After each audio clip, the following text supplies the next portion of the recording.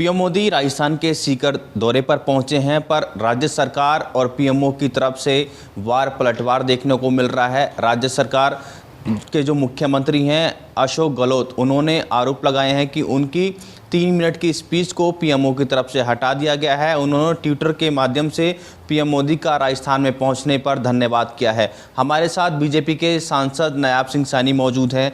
Sir, PM Modi जिस तरीके से राजस्थान के सीकर पहुंचे हैं और राज्य सरकार की तरफ से जो मुख्यमंत्री हैं वहाँ के ट्वीट करके धन्यवाद कर रहे हैं पीएम मोदी कि आप राजस्थान पहुँचे हैं, वो ये आरोप लगा रहे हैं कि पीएमओ की तरफ से 3 मिनट की जो उनकी स्पीच है वो वहाँ से हटा दी गई है।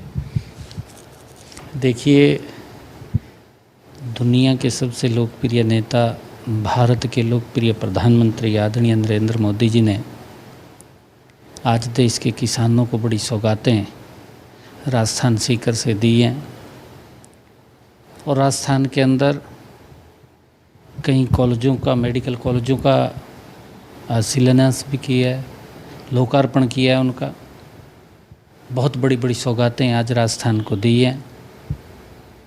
उन्होंने धन्यवाद करना चाहिए, परंतु कांग्रेस की ये सोच है, फितरत है कांग्रेस की कि अच्छे काम के अंदर भी राजनीति करना।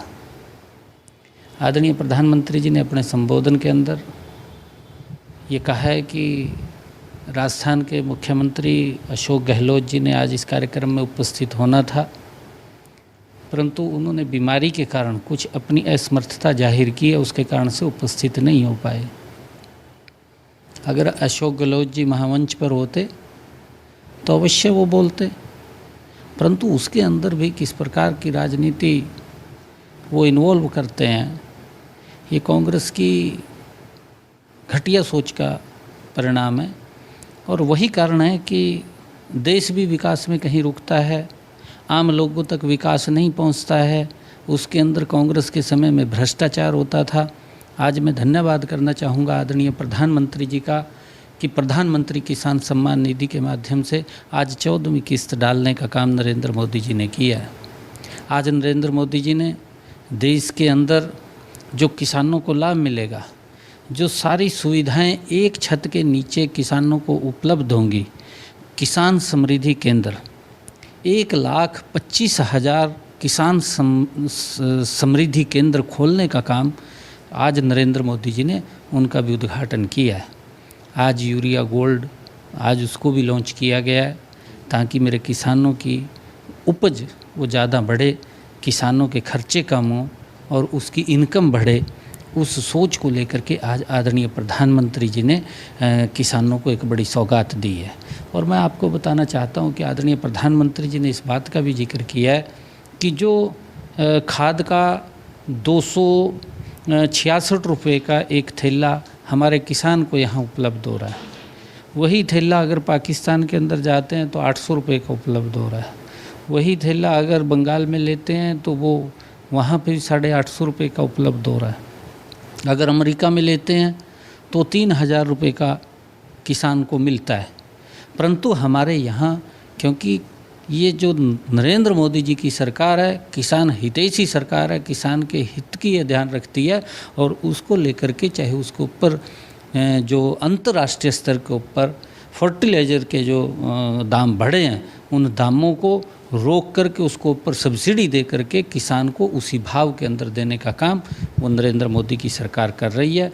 आज मैं धन्यवाद करूंगा क्योंकि मेरे लोकसभा कुरुक्षेत्र के अंदर भी जो किसान समृद्धि केंद्र थे, उन सब के ऊपर भारी संख्या के अंदर लोगों ने आज आदरणीय प्रधानमंत्री जी का जो ऊर्जावान जोशपूर्ण जो उद्बोधन था उसको सुना और उसका एक बड़ा लाभ वो नीचे तक वो किसानों को भी, आम जन को भी इसका बड़ा लाभ मिलेगा। और मैं चाहूँगा कि आदरणीय प्रधानमंत्री जी ने जो आज योजनाएं दी हैं, आज जो जिनका लोकार्पण किया है, जिनका उद्घाटन किया है, चाहे वो प्रधानमंत्री पीएम किसान सम्मान समृद्धि केंद्र हैं, चाहे यूरिया गोल्ड का है और चाहे प्रधानमंत्री किसान सम्मान निधि है, उसको डालने का काम किया, उसका एक बड़ा लाभ मेरे किसानों को मिलेगा। तो मैं बहुत बहुत धन्यवाद आदरणीय प्रधानमंत्री जी का करना चाहूँगा। सर, जिस तरीके से सेशन की आप बात कर ले, मानसून सेशन चल रहा है पर विपक्ष लगातार हंगामा कर रहा है।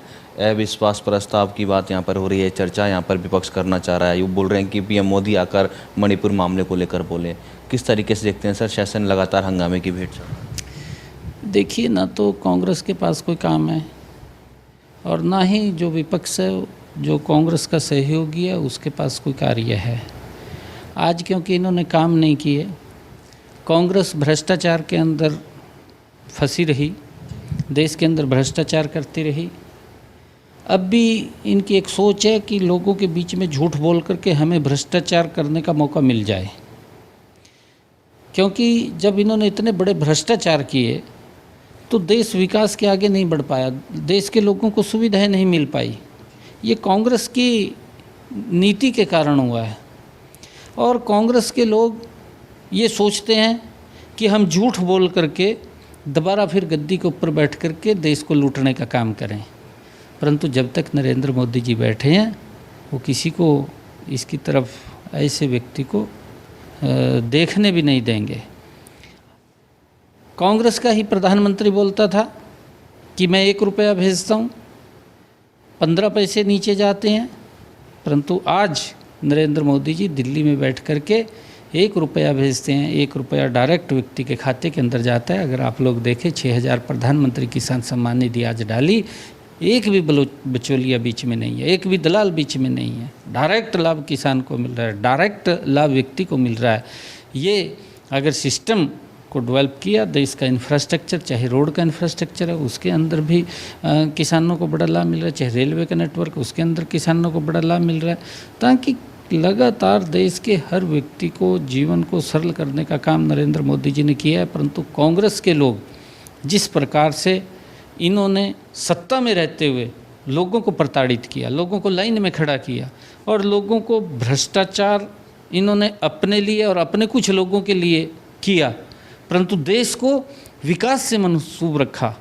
परंतु आज उस भ्रष्टाचार के ऊपर भी रोक लगी है और नरेंद्र मोदी जी के नेतृत्व में लाभ भी हर व्यक्ति तक पहुंच रहा है।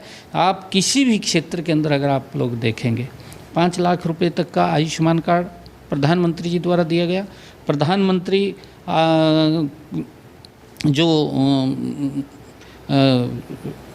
प्रधानमंत्री आवास योजना है, उसके तहत लोगों को मकान दिए गए हैं। जो प्रधानमंत्री जी किसान सम्मान निधि है, उसके माध्यम से लोगों को जन औषधि केंद्र खोले हैं। जन औषधि केंद्र से जेनरिक दवाइयाँ उनको सस्ते दामों के ऊपर मिल रही हैं। ये लोगों के हर क्षेत्र के अंदर अगर हम देखें कि लोगों को लगभग 37 करोड़ से ज़्यादा LED फ्री में वितरित किए हैं, LED के भाव कम किए हैं, लोगों का बिजली का बिल कम किया है। ये छोटी छोटी चीज़ें, और उन छोटी छोटी चीज़ों के अंदर व्यक्ति को हर तरीके से मजबूती मिल रही है, उसको लाभ मिल रहा है। परंतु कांग्रेस के समय के अंदर नहीं सोचा गया। अगर LED की कांग्रेस के अंदर बात करें तो 400 साढ़े 400 रुपये का उपलब्ध होता था, आज 50 रुपये का मिल रहा है। उसके भाव के अंदर भी अंतर है और लोगों का बिजली का खर्चा भी कम हो रहा है। तो उस छोटी छोटी इस प्रकार के सिस्टम से लोगों की मजबूती हो रही है, परंतु कांग्रेस भ्रष्टाचार की जननी है और कांग्रेस किस प्रकार का विपक्ष का रवैया है वो चिंताजनक है, क्योंकि इस प्रकार से वो विकास के ऊपर बाधा बने हुए हैं।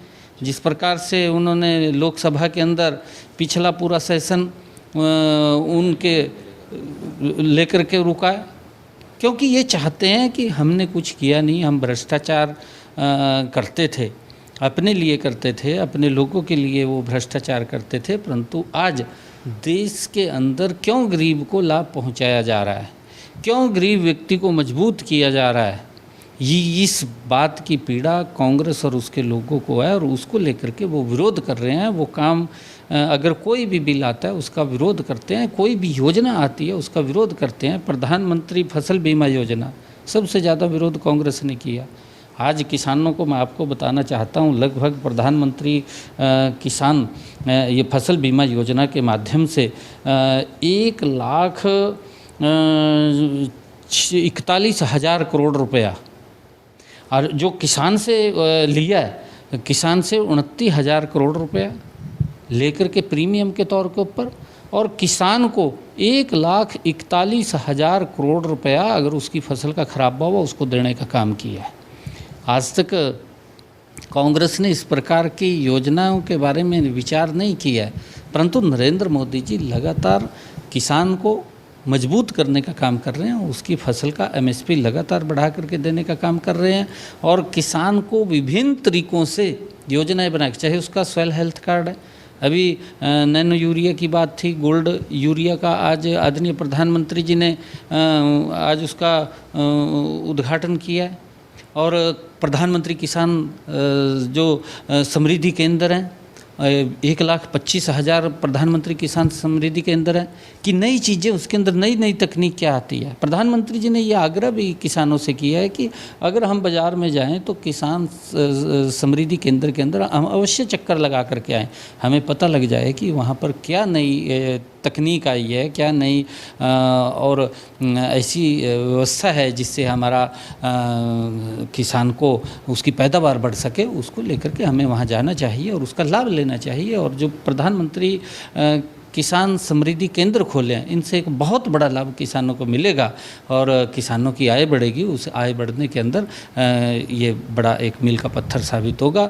आदरणीय प्रधानमंत्री जी ने बहुत सारी आज चीज़ें हमारे किसानों को और आम देश के नागरिकों को समर्पित की हैं। मैं बहुत बहुत धन्यवाद आदरणीय प्रधानमंत्री जी का करना चाहूँगा। आखिरी सवाल सर, जिस तरीके से मणिपुर मामले को लेकर लगातार विपक्ष हंगामा कर रहा है, नेता प्रतिपक्ष हैं पूर्व मुख्यमंत्री भूपेंद्र सिंह हुड्डा ने एक नसीहत दी आपके प्रभारी विप्लव देव को कि नॉर्थ ईस्ट जल रहा है, वो हरियाणा में क्या कर रहे हैं, उनको वहाँ पर जाना चाहिए। किस तरीके से देखते हैं उनके इस बयान को? देखिए, क्योंकि मैंने ये बात कही है, क्योंकि इनके पास कोई मुद्दा तो होता नहीं है, ये झूठ का सहारा लेते हैं। भूपेंद्र सिंह हुड्डा को वो दिखाई नहीं दिया कि आपके जो नेता हैं कांग्रेस के, किस प्रकार से वो बाधा बने हुए हैं। और माननीय अमित शाह जी ने, माननीय राजनाथ जी ने, हमारे संसदीय कार्य मंत्री ने एक बार नहीं, लगातार हर रोज़ संसद के अंदर उठ करके कहा कि सरकार चर्चा के लिए तैयार है। तो क्यों चर्चा नहीं करते?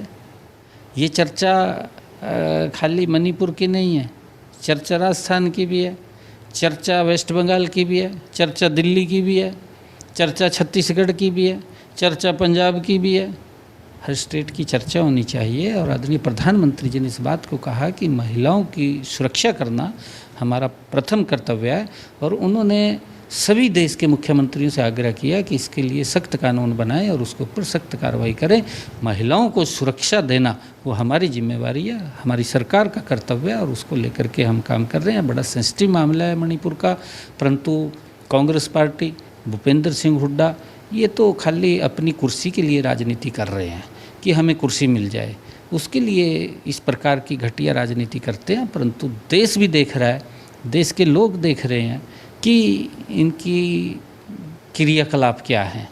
जिस प्रकार के इनके क्रियाकलाप हैं तो ये मेरे ख्याल से विपक्ष में बैठने लायक भी नहीं है और देश इनको विपक्ष में भी नहीं बैठने देगा जिस प्रकार का इनका रवैया है। बहुत बहुत धन्यवाद सर खबरों तक से बातचीत करने के लिए।